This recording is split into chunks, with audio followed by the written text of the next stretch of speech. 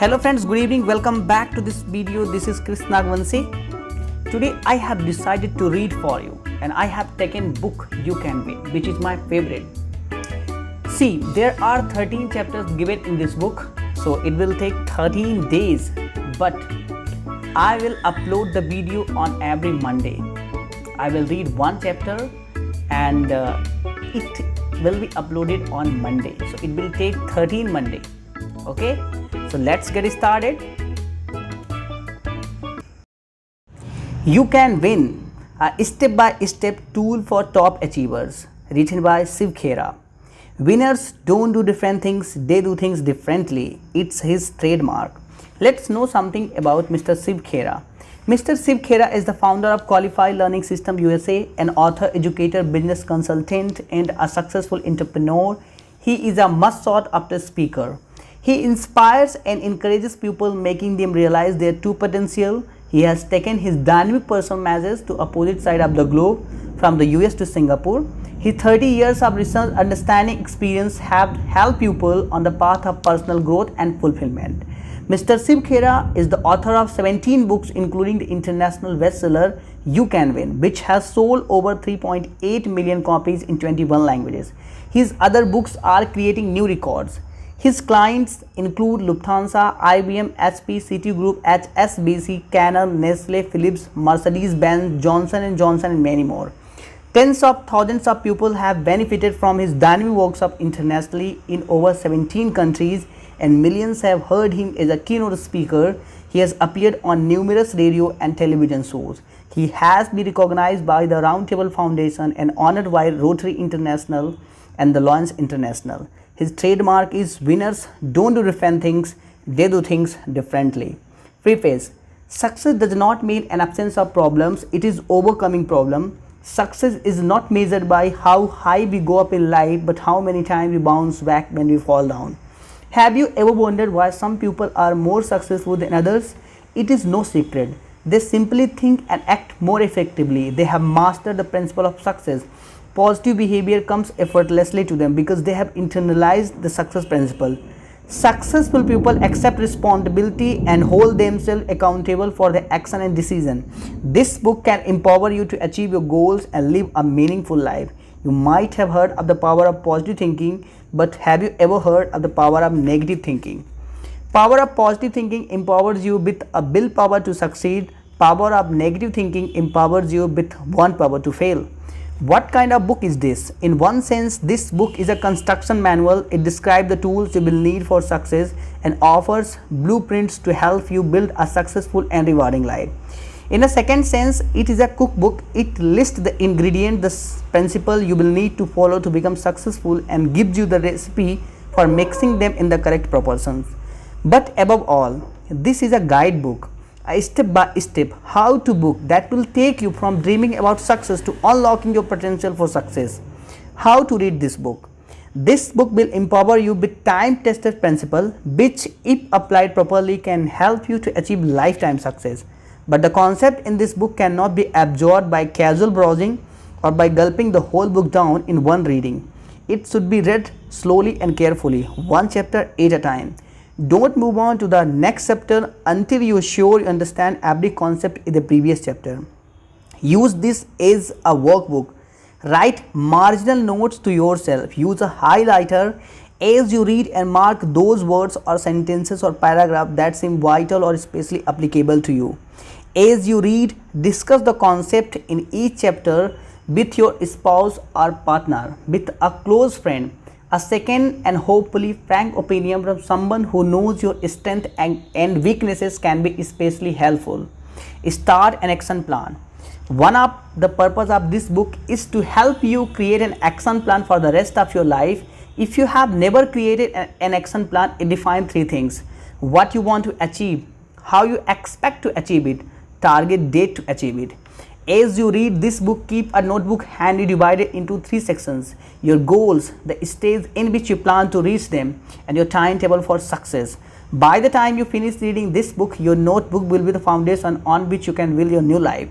The principles in this book are universal. They are applicable in any situation, organization, or country. As Plato said, truths are eternal.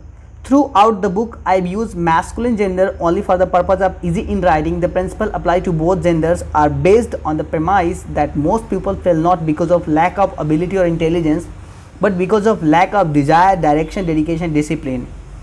This revised edition clarifies and elaborates many concepts. It contains a detailed step-by-step action plan along with the auto-suggestion for the chapter on subconscious mind in order to implement the concept explained in the book. The revised edition not only explains the principle of success but also how to implement them. Acknowledgements. Any accomplishment requires the effort of many people, and this work is no different. I thank my daughters and especially my wife, whose patient support was instrumental in accomplishing this task. I thank my staff whose diligent effort made this publicable possible. Many example stories and anecdotes are the result of a collection from various sources such as newspaper, magazines, other speakers and seminar participants over the last 25 years. Unfortunately, sources were not always noted or available, hence it became impractical to provide an accurate acknowledgement. Regardless of the source, I wish to express my gratitude to those who may have contributed to this work, even though anonymously. Every effort has been made to give credit where it is due for material contained herein. If advertently we have omitted giving credit, future publication will give due credit to those that are brought to the author attention. Grateful acknowledgement is made to the following for permission to use copyright materials. Chapter 1. Importance of attitude. Winners is. Ability teaches us how we do. Motivation determines why we do, and attitude decides how well we do. There was a man who made his living selling balloons at a fair. He had balloons of many different colors, including red, yellow, blue and green. Whenever business was slow, he would release a helium-filled balloon into the air. When the children saw the balloon go up, they all wanted one. They would come up to him by a balloon and his sales would go up. All day he continued to release a balloon whenever sales were slow. One day the balloon man felt someone tugging at his jacket. He turned around and a little boy asked, "If you release a black balloon, will that also fly?" Moved by the boy's concern, the man replied gently, "Son, it is not the color of the balloon, it is what's inside that makes it go up." The same principle applies to our lives. It's what's inside that counts, and what's inside of us that makes us go up is our attitude. William James of Howard University said, "The greatest discovery of my generation is that human beings can alter their lives by altering their attitudes of mind." Most of us have heard of the power of positive thinking, but very few have heard of the power of negative thinking. They both are very powerful but take us in totally opposite direction. Just the way positive thinking empowers people to achieve new heights, negative thinking propels people towards self-destruction. Your attitude contributes to success. A study attributed to Howard University found that when a person gets a job or a promotion, 85% of the time it is because of his attitude, and only 15% of the time because of intelligence and knowledge of specific facts and figures. Isn't it surprising then that almost 100% of education dollars go to teach fact and figures, which account for only 15% of success in life? You Can Win is all about that 85% of success. Attitude is the most important word in the English language. It applies to every sphere of life, including one's personal and professional life. Can an executive be a good executive without a good attitude? Can a student be a good student without a good attitude? Can parents, teachers, salesperson, employers or employees be good in their role without a good attitude?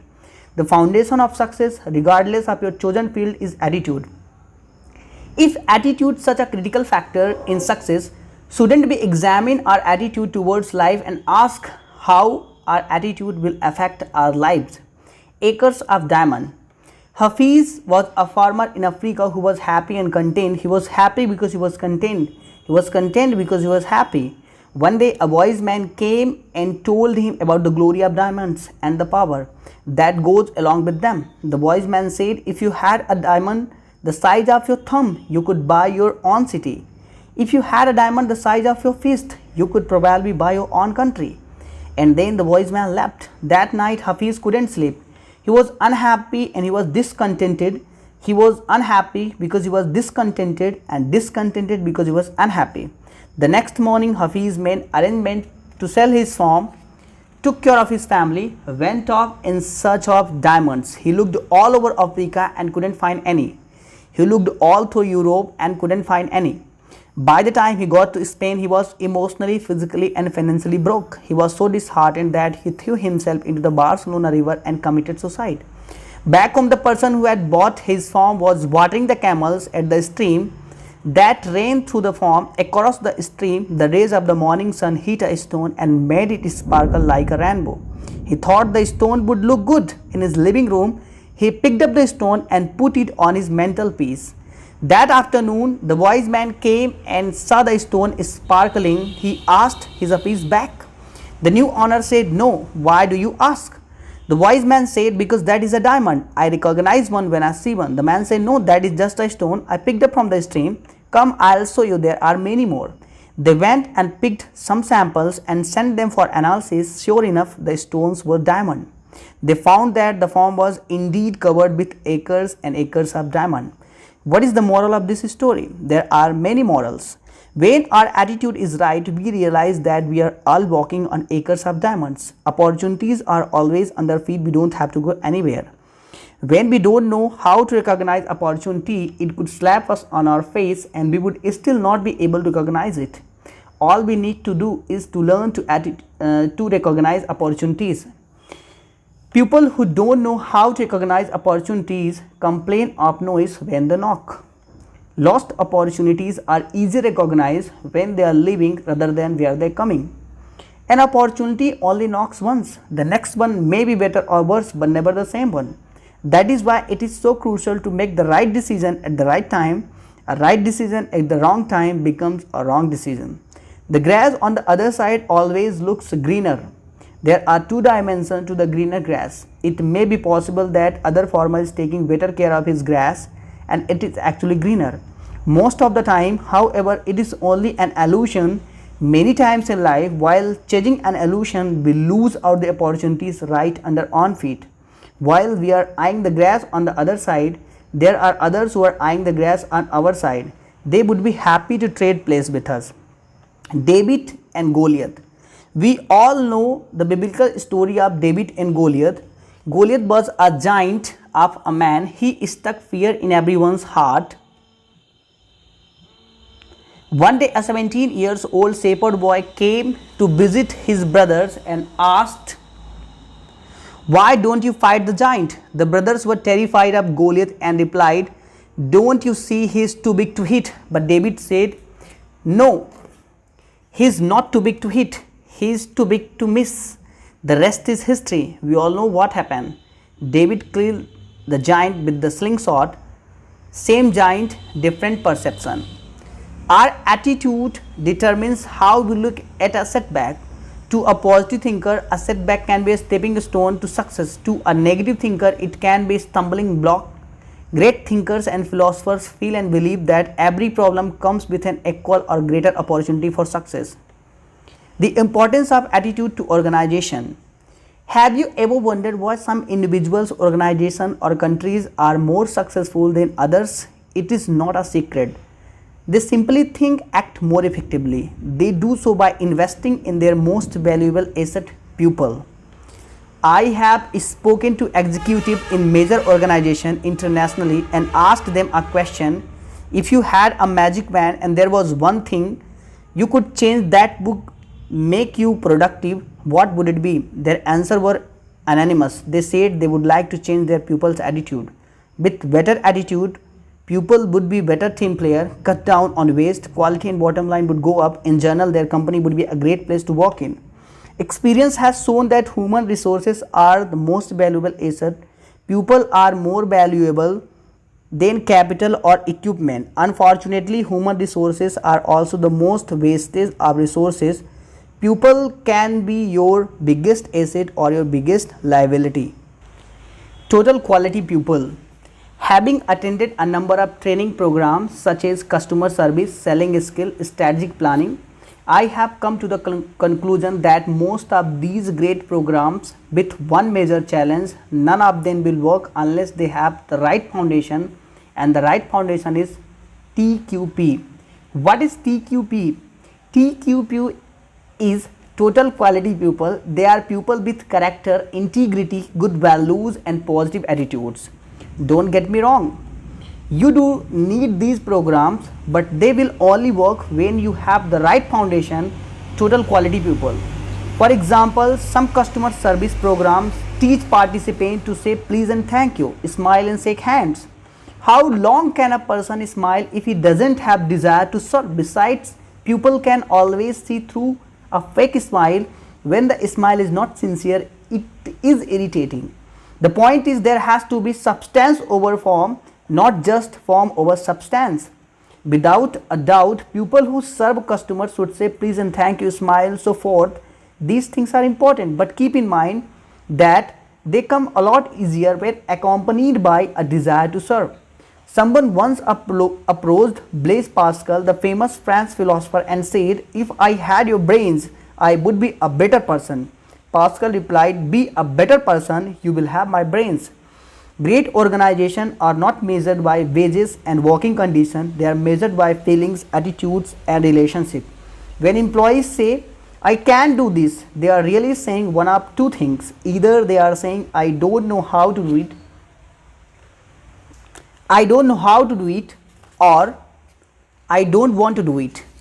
If they are saying "I don't know how to do it," that is a technical training issue. If they are saying "I don't want to do it," they are again really saying one of the two things. Either "I don't care to do it," or "I feel strongly enough not to do it."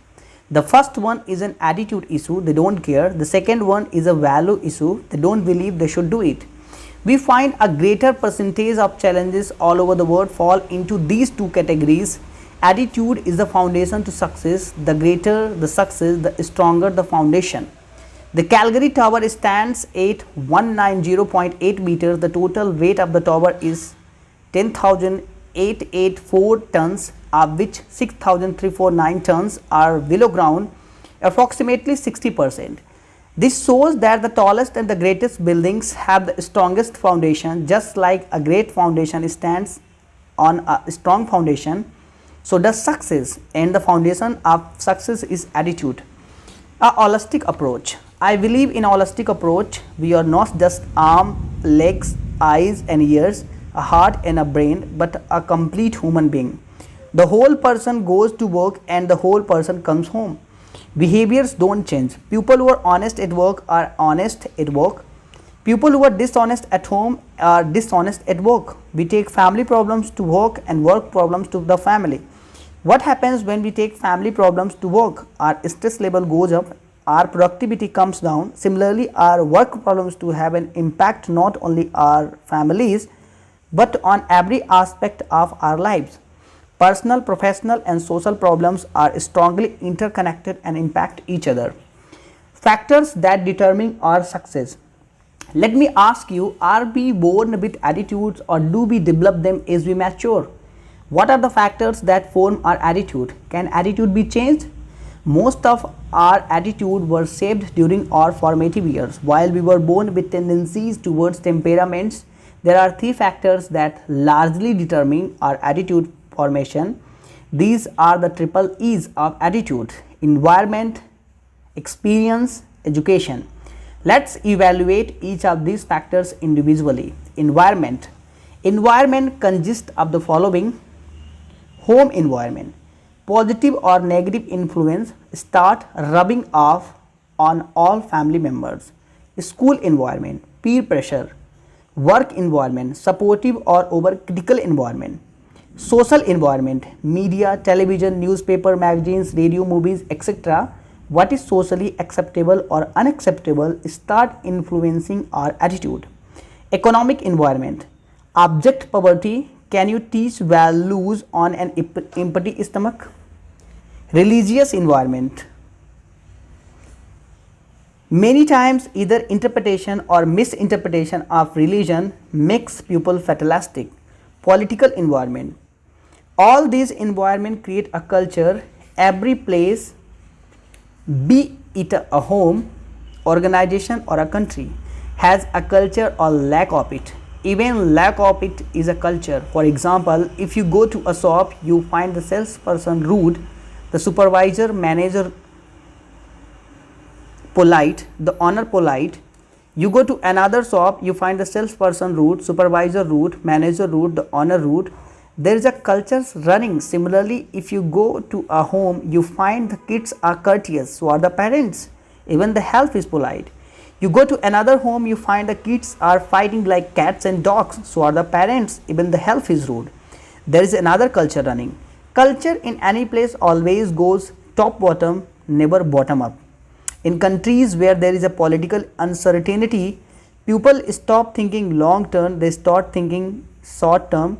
Their objective becomes to fleece everybody and fill their pockets today. Because of their pockets are filled today, they will be more prepared to face the uncertainties of tomorrow. In countries where the government or political environment is honest, generally you will find that he and people are honest, law abiding and helpful, and the reverse is true too. In a corrupt environment, an honest person has a hard time, whereas an honest environment, a corrupt person has a tough time. In a positive environment, a marginal performance output goes up. In a negative environment, a good performance output goes down. We need to step back and look at what kind of environment we created for ourselves and those around us. It is tough to expect positive behavior in a negative environment. In societies where lawlessness becomes the law, honest citizens become cheats, crooks and dacoits. Take some time to evaluate how the environment that you are in affects you and how the environment created by you affects others. Experience. Events and experience in life determine our attitude. If we have positive experience with a person, our attitude towards him is likely to be positive, and conversely, negative experience tend to make us cautious. Experience and events become reference point in our lives, and we draw conclusions which serve as guidelines for the future. I teach my grandson to tell the truth. If he sees me lying, he gets somewhat confused initially because he hears one thing and experiences something else. He draws his own conclusion based on his experience, which become his reference point going forward in life. Education. Holistic education ought to teach us not only how to make a living but also how to live. Education refers to both formal and informal education. We are drowning in information but starving for knowledge and wisdom. Strategically applied knowledge translates into wisdom, which in turn translates into success. The role of the educator is vital. A teacher affects eternity. The ripple effects is immeasurable. How do we recognize people with a positive attitude?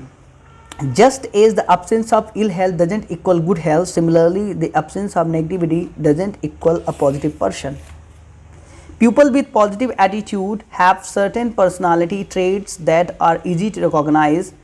They are caring, confident, patient and humble. They have high expectations of themselves and others. They accept positive outcomes. A person with a positive attitude is like a fruit of all seasons. He is always welcome. The benefits of a positive attitude. There are many benefits of having a positive attitude. The advantages are easy to see, but unfortunately sometimes what is easy to see is also easy to miss. A positive attitude makes for a pleasing personality, is energizing and invigorating, gives fulfillment and makes life meaningful, inspires oneself and others, helps people become contributing members and asset to society, increases productivity and profits, fosters teamwork and better relationship, solves problems and make positive decisions, brings pride in performance and improves quality, makes for a congenial atmosphere, breeds loyalty and dependability, reduce stress and increase happiness. In other words, a positive attitude leads to a happy, healthy and prosperous life. The consequences of a negative attitude. Life is an obstacle course and we become our biggest obstacle by having a negative attitude. People with negative attitude have a hard time keeping friendship, job, marriages, relationship. Negative attitude lead to bitterness, discontentment, a purposeless life, high stress for self and others, resentment, frustration, ill health. Negative attitude create an unpleasing environment at home, at work, in society. They pass on their negativity to others around them. People with negative attitude become a liability to society. Do attitudes go from one generation to the next? Absolutely. No wonder we find some families and societies more positive than others. When we become aware of our negative attitude, why don't we change? Human nature generally resists change. Change is uncomfortable, regardless of whether it is positive or negative. Change can often be stressful. Sometimes we get so comfortable with our negativity that even when the change is for the better, we don't want to accept it. We prefer to stay with the comfort of the negative.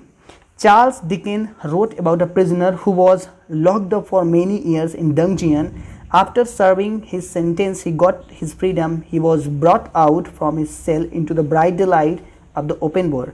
The man looked all around and after a few moments was so uncomfortable with his newly acquired freedom that he asked to be taken back to the confines of his cell.